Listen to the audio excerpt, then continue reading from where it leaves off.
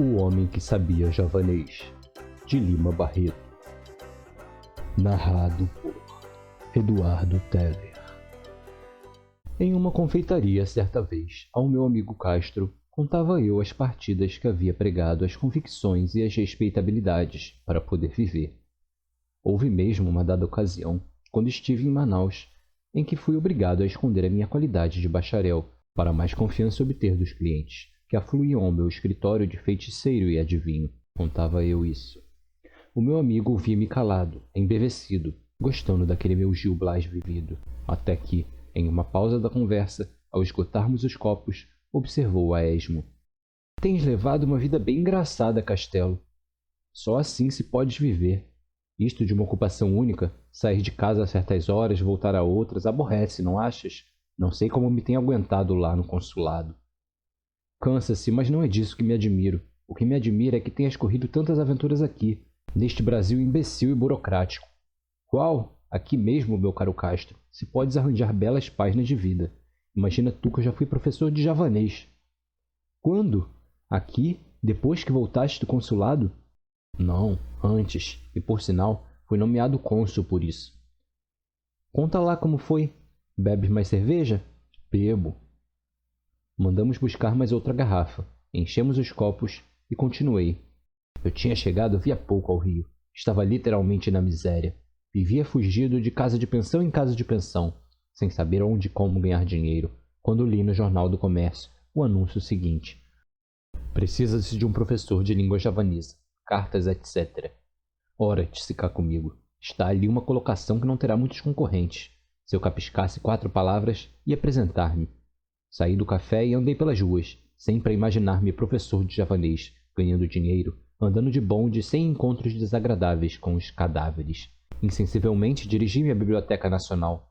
Não sabia bem que livro iria pedir, mas entrei, entreguei o chapéu ao porteiro, recebi a senha e subi. Na escada, acudiu-me pedir a grande enciclopédia. Letra J, a fim de consultar o artigo relativo a Java e à língua javanesa. Dito e feito, fiquei sabendo, ao fim de alguns minutos, que Java era uma grande ilha do arquipélago de Sonda, colônia holandesa, e o javanês, língua aglutinante do grupo maleo-polinésico, possuía uma literatura digna de nota e escrita em caracteres derivados do velho alfabeto hindu. A enciclopédia dava-me indicação de trabalhos sobre a tal língua malaia, e não tive dúvidas em consultar um deles. Copiei o alfabeto, a sua pronunciação figurada, e saí. Andei pelas ruas, perambulando e mastigando letras. Na minha cabeça dançavam hieróglifos, de quando em quando consultava as minhas notas. Entrava nos jardins e escrevia estes calungas na areia para guardá-lo bem na memória e habituar a mão a escrevê-los. À noite, quando pude entrar em casa sem ser visto, para evitar indiscretas perguntas do encarregado, ainda continuei no quarto a engolir o meu ABC malaio, e com tanto afinco levei ao propósito que, de manhã, o sabia perfeitamente. Convenci-me que aquela era a língua mais fácil do mundo, e saí, mas não tão cedo que não me encontrasse com o encarregado dos aluguéis dos cômodos. Senhor Castelo, quando salda essa conta? Respondi-lhe então eu, com a mais encantadora esperança. Breve, espere um pouco, tenha paciência. Vou ser nomeado professor de javanês e... Por aí o homem interrompeu-me. Que diabo vem a ser isso, Sr. Castelo? Gostei da diversão e ataquei o patriotismo do homem. É uma língua que se fala lá pelas bandas do Timor. Sabe onde é? Oh, alma ingênuo, o homem esqueceu-se da minha dívida e disse-me com aquele falar forte dos portugueses. Eu cá por mim não sei bem, mas ouvi dizer que são umas terras que temos lá para o lado de Macau. E o senhor sabe isso, Sr. Castelo? Animado com essa saída feliz que me deu o javanês, voltei a procurar o anúncio. Lá estava ele. Resolvi animosamente propor-me ao professorado do idioma oceânico. Redigi a resposta, passei pelo jornal e lá deixei a carta. Em seguida, voltei à biblioteca e continuei os meus estudos de javanês. Não fiz grandes progressos nesse dia. Não sei se por julgar o alfabeto javanês o único saber necessário a um professor de língua malaia, ou se por ter me empenhado mais na bibliografia e história literária do idioma que ia ensinar. Ao cabo de 2 dias, recebia eu uma carta para ir falar ao Dr. Manuel Feliciano Soares Albernaz, barão de Jacuecanga, à Rua Conde de Bonfim, não me recordo bem que número. E preciso não te esqueceres que, entre mentes, continuei estudando meu malaia, isto é, o tal javanês. Além do alfabeto, fiquei sabendo o nome de alguns autores, também perguntar e responder. Como está o senhor? e 2 ou 3 regras de gramática, lastrado todo esse saber com 20 palavras do léxico. Não imaginas as grandes dificuldades com que lutei para arranjar os 400 réis da viagem. É mais fácil, podes ficar certo, aprender o javanês. Fui a pé, cheguei suadíssimo e, com um maternal carinho, as anosas mangueiras que se perfilavam em alameda diante da casa do titular me receberam, me acolheram e me reconfortaram. Em toda a minha vida, foi o único momento em que cheguei a sentir a simpatia da natureza. Era uma casa enorme que parecia estar deserta. Estava maltratada, mas não sei por que me veio pensar que nesse maltratamento havia mais desleixo e cansaço de viver que mesmo pobreza. Devia haver anos que não era pintada. As paredes descascavam e os beirais do telhado, daquelas telhas vidradas de outros tempos, estavam desguarnecidos aqui e ali, como dentaduras decadentes ou mal cuidadas. Olhei um pouco o jardim e vi a pujança vingativa com que a tiririca e o carrapicho tinham expulsado os tinhorões e as begônias. Os crótons continuavam, porém, a viver com a sua folhagem de cores mortiças. Bati, custaram-me a abrir.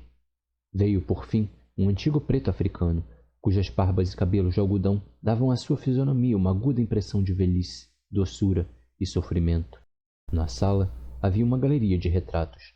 Arrogantes senhores de barba em colar se perfilavam enquadrados em imensas molduras douradas, e doces perfis de senhoras, em bandós, com grandes leques, pareciam querer subir aos ares, enfurnadas pelos redondos vestidos a balão.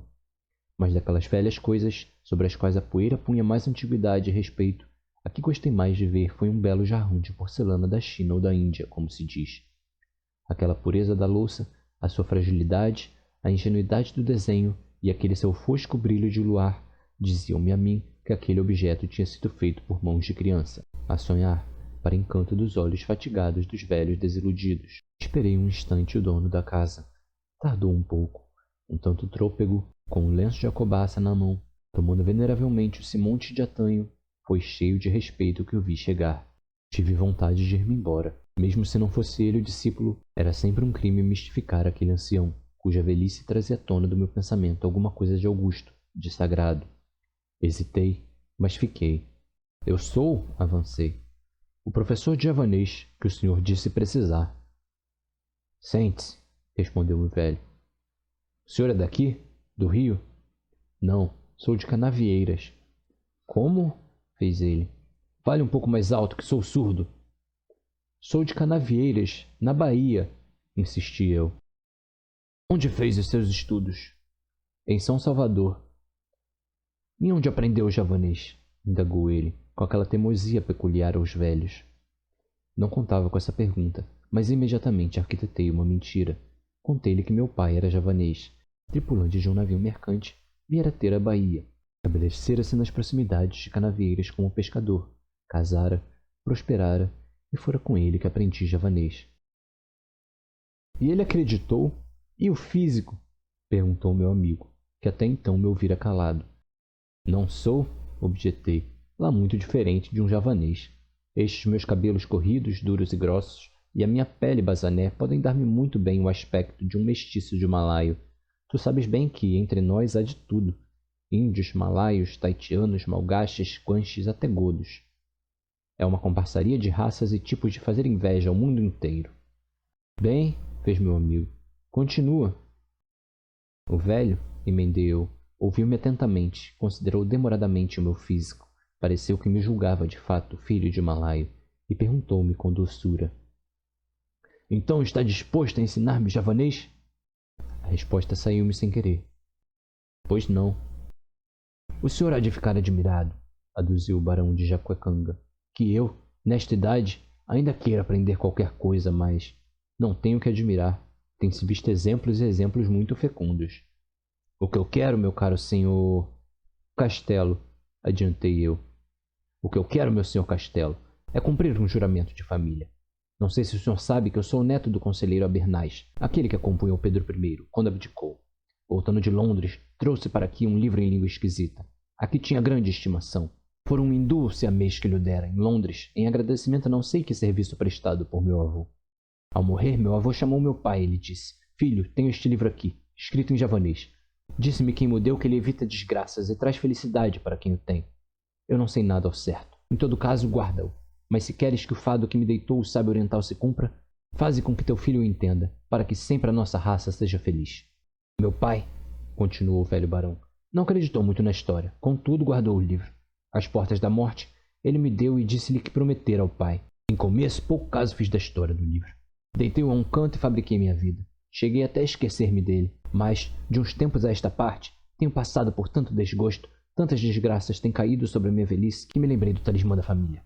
Tenho que o ler, que o compreender, se não quero que os meus últimos dias anunciem o desastre da minha posteridade.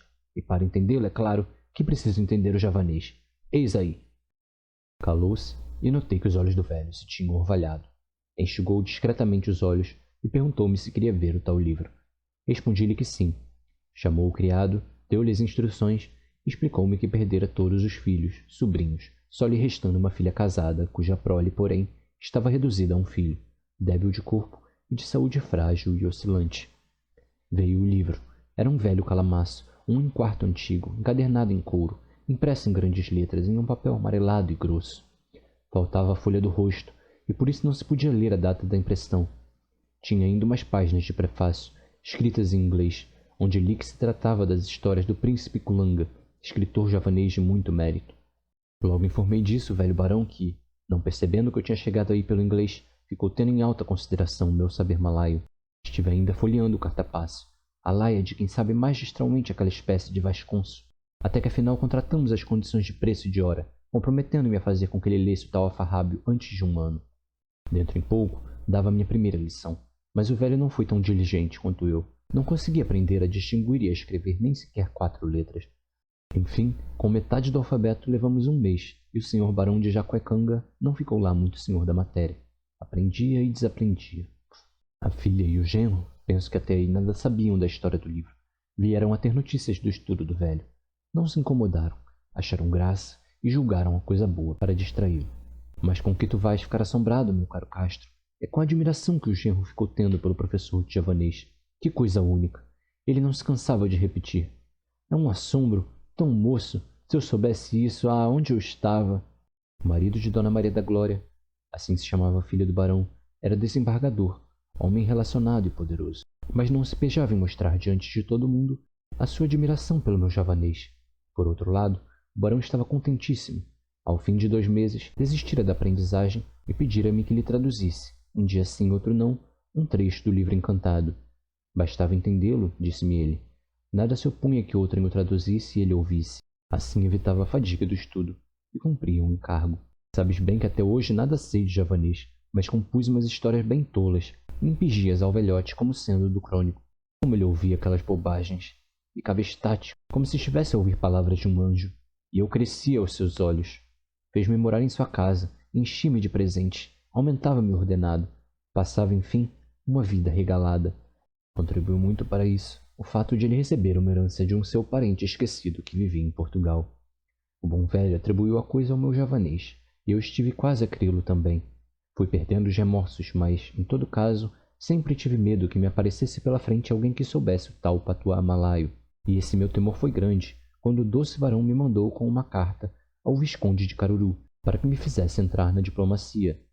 Fiz-lhe todas as objeções, a minha fealdade, a falta de elegância, o meu aspecto tagalo. Uau! Retrucava ele. Vá, menino, você sabe javanês. Fui. Mandou-me Visconde para a Secretaria dos Estrangeiros, com diversas recomendações. Foi um sucesso.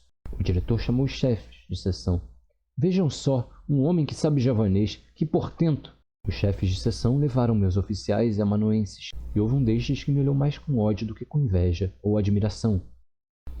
E todos diziam, então sabe javanês? É difícil, não há quem o saiba aqui. O tal amanuense, que me olhou com ódio, acudiu então.